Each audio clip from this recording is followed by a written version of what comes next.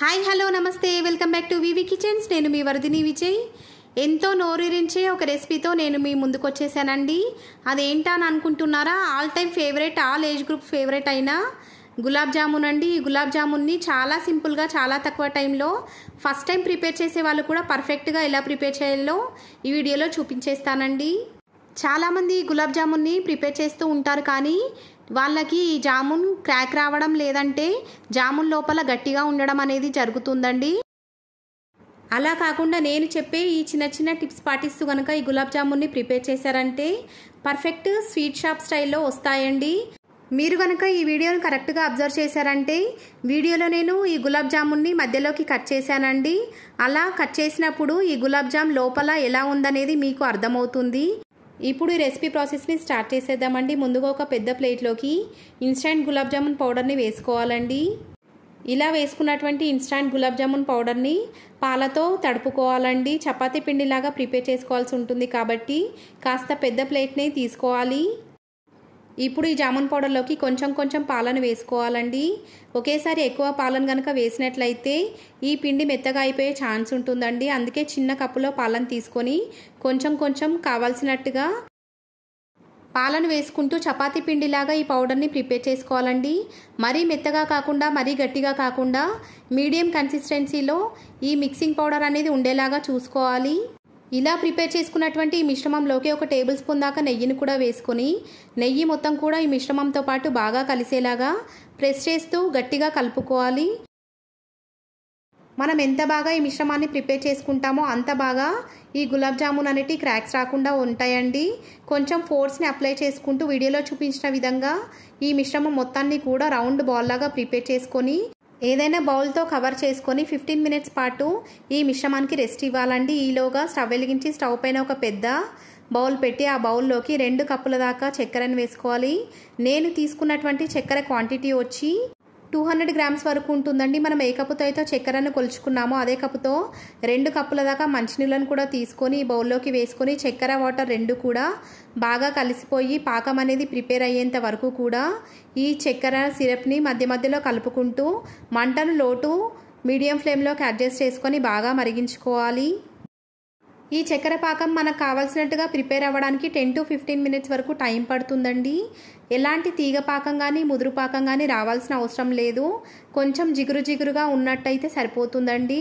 ఇలాంటి స్టేజ్లో 10 మినిట్స్ తర్వాత ఈ చక్కెర పాకంలోకి 1/2 టీ స్పూన్ దాకా ఇలాచీ పౌడర్ని కూడా వేసుకొని, ఇలాచీ పౌడర్ మొత్తం కూడా ఈ చక్కెర పాకంతో పాటు బాగా కలిసిపోయేలాగా ఒకసారి అడుగు నుంచి బాగా కలుపుకొని, చిటికెడు సాఫ్రాన్ని కూడా ఈ చక్కెర పాకంలోకి వేసుకోవాలండి. సాఫ్రాన్ని యాడ్ చేసినట్లయితే దాని ఫ్లేవర్ అనేది బాగుంటుందండి. మీ దగ్గర కనుక సాఫ్రాన్ అవైలబుల్గా లేకపోతే స్కిప్ చేయొచ్చండి. సాఫ్రాన్ని యాడ్ చేయడం అనేది పూర్తిగా ఆప్షనల్ మాత్రమే. ఇలా యాడ్ చేసినటువంటి సాఫ్రాన్ మొత్తాన్ని కూడా ఈ చక్కెర పాకంతో పాటు బాగా కలిసిపోయి ఈ చక్కెర పాకం ఇంకా సాఫ్రాన్, ఇలాచీ పౌడర్ 3 కూడా కలిసి 5 మినిట్స్ పాటు మరిగేంత వరకు కూడా ఈ షుగర్ సిరప్ని మరిగించుకోవాలి. మీరు వీడియోని కనుక కరెక్ట్గా అబ్జర్వ్ చేశారంటే సాఫ్రాన్ని యాడ్ చేసిన తర్వాత ఈ చక్కెర పాకం కలర్ అనేది చేంజ్ అయిందండి. ఇలా చేంజ్ అయిన తర్వాత 5 మినిట్స్ అయ్యాక ఇప్పుడు ఈ చక్కెర పాకం మనకు కావాల్సినట్టుగా బాగా ప్రిపేర్ అయిందో లేదో ఒకసారి ముట్టుకొని చెక్ చేయాలండి. నాకైతే ఈ చక్కెర పాకం జిగురుగా నాకు కావాల్సినట్టుగా చాలా బాగా ప్రిపేర్ అయిందండి. ఇలా ప్రిపేర్ అయినటువంటి చక్కెర పాకాన్ని స్టవ్ ఆఫ్ చేసేసుకొని ఈ చక్కెర పాకం చల్లారకుండా ఈ చక్కెర పాకం బౌల్ పైన మూత పెట్టి వేడిగానే ఉండేలాగా చూసుకోవాలండి. ఇప్పుడు నెక్స్ట్ ప్రాసెస్ని స్టార్ట్ చేసేద్దామండి. ఆల్రెడీ 15 మినిట్స్ అయిపోయింది కాబట్టి నెక్స్ట్ మనం ఇందాక నానబెట్టి పక్కన ఉంచుకున్నటువంటి ఈ ఇన్స్టంట్ గులాబ్ జామున్ మిశ్రమంతో ఉండల్ని ప్రిపేర్ చేసుకోవాలండి. కాస్త నెయ్యిని చేతికి రాసుకొని వీడియోలో చూపించిన విధంగా కొంచెం కొంచెం ఈ మిశ్రమాన్ని చేతిలోకి తీసుకొని గట్టిగా ప్రెస్ చేస్తూ కాస్త ఫోర్స్ అప్లై చేసుకుంటూ రౌండ్గా ఉండలాగా చుట్టుకోవాలి. వీడియోలో చూపించినట్టుగా ఈ ఉండకి ఎలాంటి క్రాక్స్ రాకుండా చూసుకోవాలి. ఇలాగే మిగిలిన మిశ్రమంతో అన్ని ఉండల్ని కూడా చుట్టేసుకోవాలండి. కాకపోతే అన్ని ఉండలు కూడా సేమ్ సైజులో ఉండేలాగా ఒకసారి చెక్ చేసుకోవాలి. ఇలా అన్ని ఉండల్ని కూడా చుట్టుకున్న తర్వాత స్టవ్ వెలిగించి స్టవ్ పైన ఒక ప్యాన్ పెట్టుకొని ఆ ప్యాన్లోకి డీప్ ఫ్రై కోసం ఆయిల్ని కానీ లేదా నెయ్యిని కానీ వేసుకొని వేడి చేసుకోవాలి. నేనైతే ఈ గులాబ్ జామున్ని ప్రిపేర్ చేయడం కోసం నెయ్యిని మాత్రమే యూజ్ చేస్తానండి. మీ దగ్గర నెయ్యి కనుక అవైలబుల్గా లేనట్లయితే ఆయిల్లో కూడా ఈ గులాబ్ జామున్ని డీప్ ఫ్రై చేసుకోవచ్చండి. మనం యాడ్ చేసుకున్నటువంటి నెయ్యి మొత్తం కూడా కరిగిపోయిన తర్వాత మంటను లో ఫ్లేమ్లోకి అడ్జస్ట్ చేసుకొని మాత్రమే ఇందాక మనం చుట్టుకున్నటువంటి గులాబ్ జామున్ ఉండల్ని ఒక్కొక్కటిగా నెయ్యిలో వేసుకొని గోల్డెన్ షేడ్లోకి వచ్చేంత వరకు కూడా మధ్య మధ్యలో కదుపుకుంటూ మంటను లో ఫ్లేమ్లోకి అడ్జస్ట్ చేసుకొని మాత్రమే బాగా ఫ్రై చేసుకోవాలి. మీడియం ఫ్లేమ్లో లేదా హై ఫ్లేమ్లో ఉంచి మాత్రం ఈ జామున్స్ని అస్సలు ఫ్రై చేయకూడదండి. అలా చేసినట్లయితే ఈ జామున్స్ పైన ఫ్రై అయినట్టుగా కనిపిస్తాయి, కానీ లోపల మాత్రం పచ్చిగా అలానే ఉంటాయి. అందుకే మంటను లో ఫ్లేమ్లోకి అడ్జస్ట్ చేసుకొని మాత్రమే ఈ జామున్స్ని కాస్త ఓపిక్గా పైకి కిందికి రొటేట్ చేసుకొని అన్ని వైపులా ఈవెన్గా ఫ్రై చేసుకోవాలి.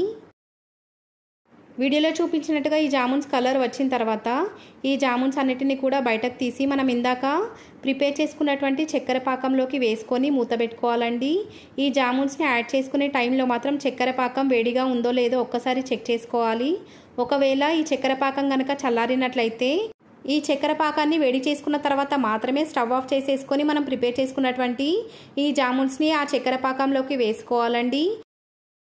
ఇలాగే అన్ని గులాబ్ జామున్స్ని కూడా ఫ్రై చేసుకుంటూ ఫ్రై అయిన గులాబ్ జామున్లను డైరెక్ట్గా ఈ చక్కెర పాకంలోకి వేసుకొని ఈ చక్కెర పాకం చల్లారకుండా మూత పెట్టుకుంటూ ఉండాలి. ఈ చక్కెర పాకం ఎంతసేపు వేడిగా ఉన్నట్లయితే అంత బాగా ఈ గులాబ్ జామున్లోకి ఈ చక్కెర పాకం అనేది వెళ్ళి జామున్ చాలా టేస్టీగా ప్రిపేర్ అవుతుంది. ఇలాగే అన్ని గులాబ్ జాములను ఫ్రై చేసుకుని ఈ చక్కెర పాకంలోకి యాడ్ చేసుకున్న తర్వాత 4 నుంచి 5 గంటల పాటు ఈ షుగర్ సిరప్లో ఈ గులాబ్ జాములను బాగా నాననివ్వాలి. 4 గంటల తర్వాత ఈ గులాబ్ జామున్లని ఒక సర్వింగ్ బౌల్లోకి ట్రాన్స్ఫర్ చేసుకొని మీకు నచ్చినట్టుగా సర్వ్ చేసుకోవచ్చండి. మనం ఇలా కనుక ప్రిపేర్ చేసినట్లయితే గులాబ్ జామున్లు చాలా సాఫ్ట్గా నోట్లో వేస్తే కరిగిపోయేలాగా ఈ జామున్స్ అనేటివి ప్రిపేర్ అవుతాయండి. ఈ గులాబ్ జామున్ని చాలామంది ఐస్ క్రీమ్తో కూడా తింటుంటారండి. ఎవరు ఎలా తిన్నా కూడా ఈ గులాబ్ జామ్ టేస్ట్ మాత్రం అద్దిరిపోతుంది. మీరు కూడా ఈ వీడియో చూసి మీ ఇంట్లో ఈ జామున్స్ని ప్రిపేర్ చేసి మీ ఇంట్లో వాళ్ళు ఏమన్నారో నాకు ఫీడ్బ్యాక్ ఇవ్వడం మాత్రం మర్చిపోద్దండి. ఈ రెసిపీ కనుక మీకు నచ్చినట్లయితే లైక్ చేయండి, మీ ఫ్రెండ్స్ అండ్ రిలేటివ్స్తో షేర్ చేయండి. ఇలాంటి simple and easy tasty authentic recipes కోసం మన వివి కిచెన్స్ ఛానల్ని సబ్స్క్రైబ్ చేయడం మాత్రం మర్చిపోకండి. Thanks for watching.